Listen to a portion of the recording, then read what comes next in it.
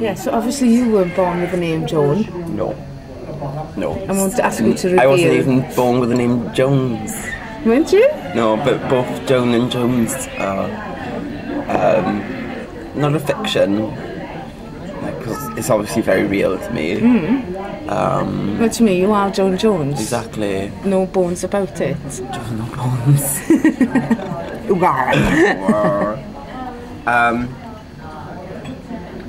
Do you want to hear the history of? I don't know how much you know. How much do you think you know about me?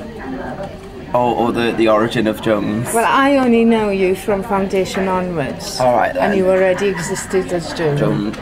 Jones then. Yeah. You know, so I have no knowledge of what had gone on before. Okay. The name is. It comes from when I lived in London. Did I ever tell you about my obviously my issues with gender? Yeah.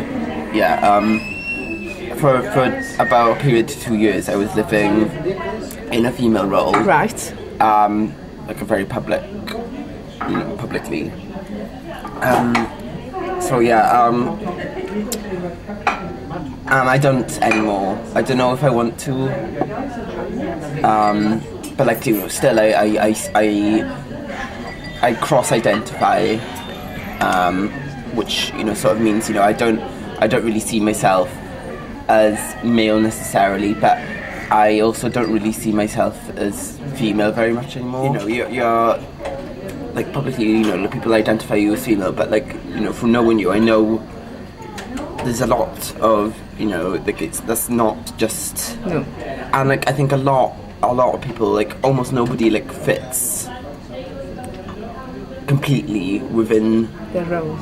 That like, you know, kind of like role. And the funny thing about it is like who makes the rules about these roles? Like, because like, you know, like when you sort of transgress them, you know, the punishment can be very severe. But then like it's just like, you know, well, you know, why isn't, you know, it written down somewhere? Like, you know, like you know, in science, like, you know, everything's been studied and, that's it. And written. Yeah. But you don't get the same thing for gender identity. So anyway, I was living in, I don't know, I'd done some like I don't know if you'd call it drag, but it wasn't drag, it was performance, but like in, as you know, a female persona. And my mother had seen photos of this, and she said, "Oh, you look just like Joan Collins." Right. So that was so yeah, there we go. Like my mother did give me the name Joan. The name, yeah. So like, you know, your mother giving you not only your birth name, but also creating your persona. Yeah. That must have added sort of it's extra punchy, weight isn't it? to it. Yeah. Did you think of it at the time? That it felt right? I remember like saying to people, well, you know, my mother did give me this name, so there. But yeah, like... Because she did. You know, it's like John created the pirate. Yeah. You know, other people may have perpetuated that role in me, but he created it. You know, he created that persona. The same way as that I chose Diva for myself. So Diva was like a very self-chosen and self... That's it, yeah.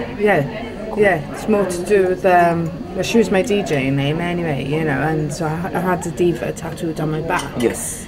Do you know what I mean? So it just seemed like a natural progression to move her into the art world. But I'd never moved the pirate into the art world. Okay. Because, yeah, the pirate existed before Diva Productions existed. You know, but because the Diva came from a creative world, i.e. DJing, you know, where you've been creative with music, that's why I took her into the art world. It's appropriate. You know, or appropriated. Yeah, whereas pirate stayed mainly in my work. You know, my not my art, but my work in life, you know?